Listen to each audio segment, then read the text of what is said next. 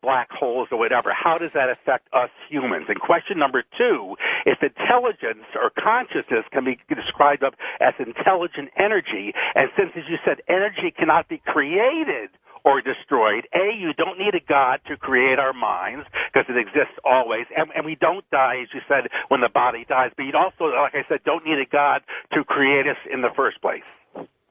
Yes. So on your first question about E.T., I think that E.T. would be no different than you looking up at the sky. And so, again, when any extraterrestrial intelligence or human or an animal observes something, that reality is collapsed. And together with that, all the spatial temporal logic, and that also includes the individuals who may have been part of that past.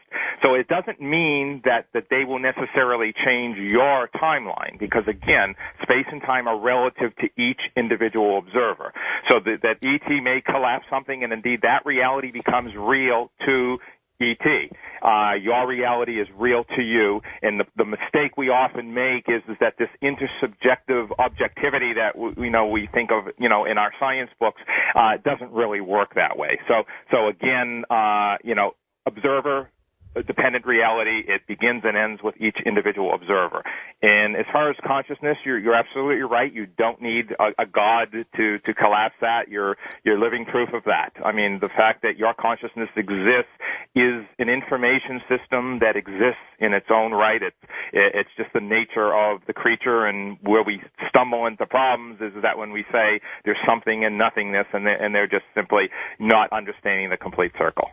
Thanks, Bill. Wildcard 2, Jim in the truck. Jim, I hope we're making your drive a little more interesting tonight. Yeah, how you doing? Give me a toot. There you go. Up here in Toronto. And I'm out of New Bedford, Mass, and I listen to you guys all the time. Call in all the time, too. Yeah, I just want to say, I'm a Christian, and I don't believe what this guy Robert's saying, and agree to disagree with him, but the Bible says that it's appointed unto man once to die and then the judgment. So you could go to one of two places, and the way I believe that is that I know that I'm just a creature, and I'm not the creator. I know that the job's taken. So I understand God's real by the prophecies that are coming to pass today. But what do you basically believe, Robert? You believe that there's reincarnation? Is that what you believe? Well, what you need to understand is whether it's science or religion, we're very primitive creatures. We're like chipmunks and squirrels. We can only comprehend the universe to a certain degree. So your religious beliefs that you have about judgment and being punished or not being punished, there's an element of truth as much as we're able to grasp. Likewise, there are elements of science that are correct. And again, we can talk about the Eastern philosophies about reincarnation.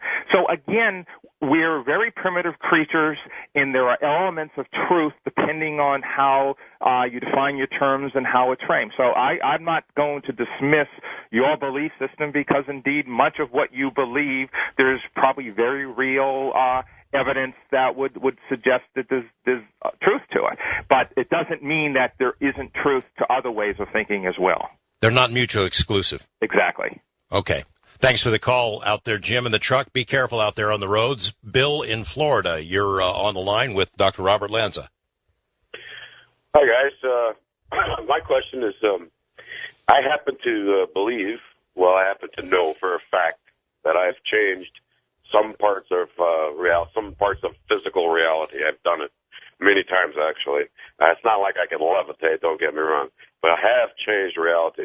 Can you explain that? Can you explain how I've done that? Well, the problem, unfortunately, is as much as my ideas may stretch your way of thinking, in the end, I was trained the old-fashioned way as a scientist, and so the cause and effect seems to, always play out in the world that I've experienced. So I'm not really sure how you're saying you're changing reality. Yes, indeed, there are ways that you might interpret that, but I'm not sure of the specific episode you're talking about, so I can't really try to give you an explanation. Bill, if you're still on the line there, can you tell us how you changed it? Okay. I'll give you an example. I've taken a paper towel and turned it into a real towel. How did I do that? That's a good question. If you can do that, I know some people that may want to hire you to sell your product. No, honestly, I don't have an explanation for that. I can't do it all the time. I cannot do it all the time. I cannot do it at will. But I have exactly done things like that at least 20, 30, 40 times in my life.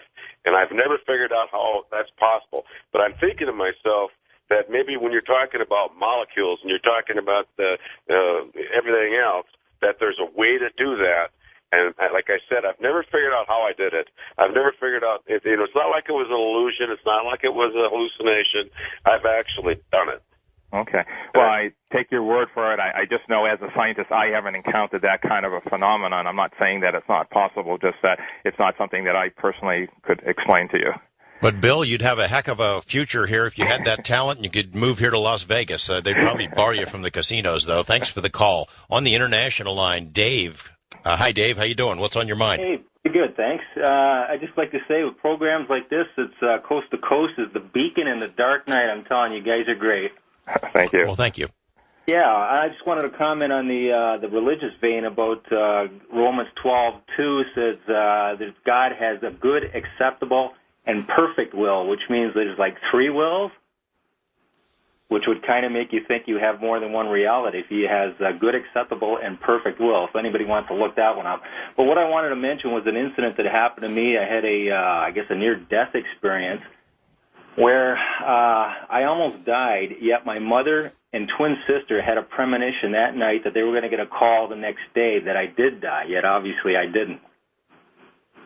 And just the last question I was going to say, the question is that if we can have a perfect existence or reality, how can we get that ideal reality? And if I'm in my ideal reality now, are you guys just bit players in it, or are you guys in your ideal reality as well as me?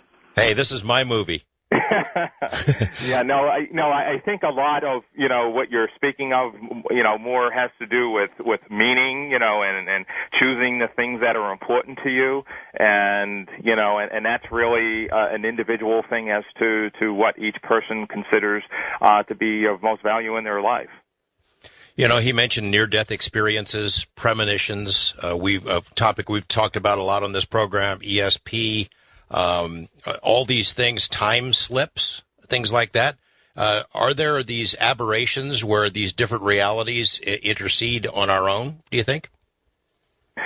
Yeah, I think that there's no question that you can, have distortions of space and time, and, any sort of person who may have taken LSD or something, would know, or even if you had some alcohol, that you had a distorted sense of reality, that clearly there are ways of perceiving what's going on different than the way we're perceiving them today. But what I can also say is that, through evolutionary biology, that animals probably sense things, and, the more primitive ones in one dimension, and then a little higher 2 dimensions or 3 dimensions. So that, how we experience space and time and what's going on, there'd be a lot of very interesting turns and twists, and I think, the physicists can attest to, they talk about one-dimensional cracks in space. I'm not sure I agree with all of this, but there's a lot out there, with the string theory, and,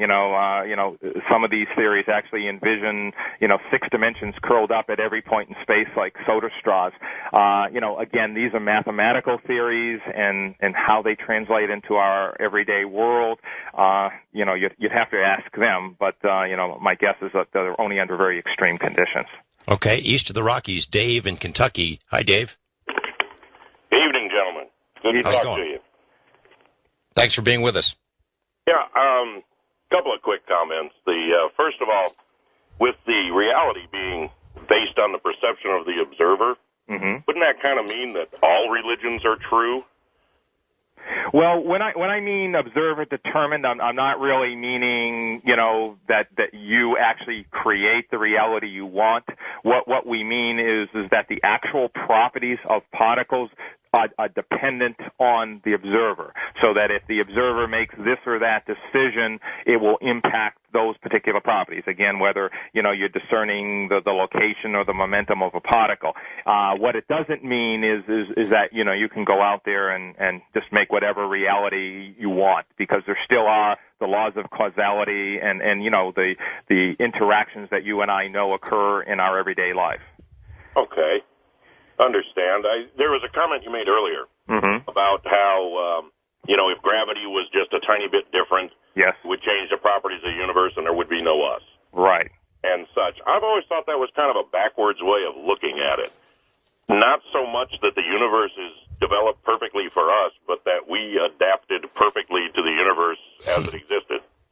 Well, what we're saying by these constants, and you mentioned gravity, is that there wouldn't be a universe for us to adapt to. In other words, if the gravitational constant was ever so slight, there wouldn't have been stars, there wouldn't have been all the things that we know in the universe. And then you can look at, again, one after the other parameter, one after the other law, all four of the forces of nature, and what you find is that they're just simply the probability that there would even be a universe is so infinitesimally tiny, if you said it was random, that there would be nothing for us to evolve to.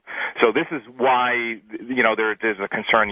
John Wheeler had what's called an anthropic principle, which is saying the observer participates in that reality. But this is why people were saying, there's a God, that this is intelligent design, because our current scientific model doesn't explain those. And yes, I know where you're coming from when you say, well, okay, we, just evolved to these things. But we're talking about the actual laws of the universe that could be any value, and yet they're precisely this or that at every step of the way. And so the question is that is almost statistically an impossibility to have occurred.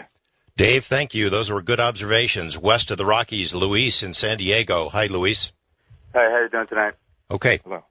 Yeah, I wasn't sure if this was the right kind of concept, but as far as time is concerned, I was thinking not to the left or the right, or kind of time is above us, and like say going back in time or going in the future, is it being able to get into that place that time is, so you could go back in time or go in the future in time, but we don't have enough knowledge to do it right now. Because fascinated by the whole thing of time travel.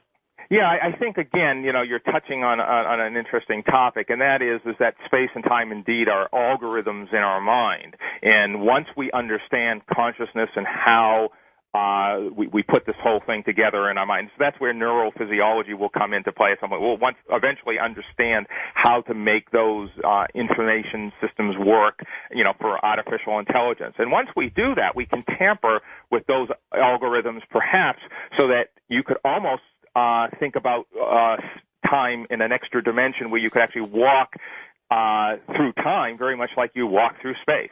So again, as I mentioned, through evolutionary biology, there are probably animals that experience reality in one dimension, two dimension. We experience it in three. And my guess is should we gain knowledge in, the coming millennia, we probably will know how to manipulate those algorithms so we can do exactly that. Thanks, Luis. Appreciate it. First-time caller Jacob in New Mexico. Hi, Jacob. Thanks for joining us. Yes, I'm a big fan, by the way. Two questions. Thank you. As far as time and stuff like that, like you said, it doesn't exist or whatever, but innuendos, premonitions, deja vu, does it all relate to, meeting the same person? As far as what I'm getting at here is, are we destined to meet each other along the way? As far as... Yeah, what's your take on destiny? Destiny. That's a big one. So I think I could look at that from both directions, depending on the logic. Again, order and chaos is there a will or is there not? And I think that there is a destiny from a certain perspective, for sure, absolutely. Is there scenarios where I could think that may not go along those lines? Yes. So I think a lot of this is from the direction you're looking at that. I know I'm sounding confusing, but it basically depends on your way of viewing what's going on. Jacob, did he get to the heart of your question? Jacob's gone. Okay, we're going to go to Bob in Eagle Rock, California on a wild card line. Hi, Bob. Hey. Good morning, or good evening. Bob. Yeah, it's Robert. I'm in Oklahoma City. I got a comment and then a question, but I didn't know if this is following along the same lines you're talking about, but, with the economy the way it is and everything, I was at work one night driving around downtown here, and I told my coworker, I said, we really need another skyscraper on our skyline. And they're building one of the top 10 tallest skyscrapers west of the Mississippi right now. And this happened about 6 months, and I didn't read anything in a paper about it or anything like that. And now all of a sudden we're getting a skyscraper. I've been here all my life, and they haven't built one since I've been alive, right? Mm-hmm. And I'm 40 years old. And then another instance is like on the west side of town, there's this old AT&T plant that shut down when, AT&T went bust. Mm-hmm. And I said, it would be really cool if I could buy this property here and turn it into a mall. They're building a mall there now. Okay? Uh-huh. Now, what I'm wondering, is there a way to hone these skills to make it into that you can change reality to benefit your own destiny? Right? Because I have a lot of ideas that I want to do. Like I said, I would have liked to build a mall there, but it didn't happen for me. Somebody else is doing it. You know what I'm saying? Mm-hmm. But it seems like I can speak things and then they happen. It's really odd. And there's several people that witnessed it, and they're like, man, that's just really weird that you said this and now they're doing it, right?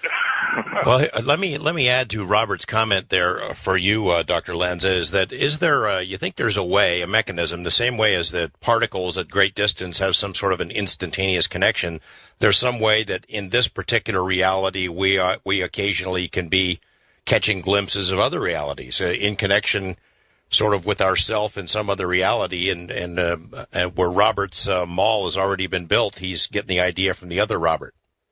Yeah, it's an interesting question, and it's just so much we don't understand. Yeah. So, I think it's a possibility. It's not something that I right now would be able to explain to you or would be able to say how that would happen. I wouldn't rule it out, though. Tell me this. We've only got about a minute here left. I'm sure a lot of people in our listening audience right now are mad at you or they have questions. You're not out to convert or convince. I get the feeling you're more out to get us thinking in about 30 seconds. Exactly. That's exactly what this is. It's to open people's minds, to get them to start thinking about these things and to realize that things aren't exactly the way they may have been taught to them in their school books. And so, yes. Think. Dr. Robert Lanza, thanks very much. The book is called Biocentrism. I think it was really interesting. I appreciate you coming on the program, and we'll have you back again sometime. Great. Thank you very much.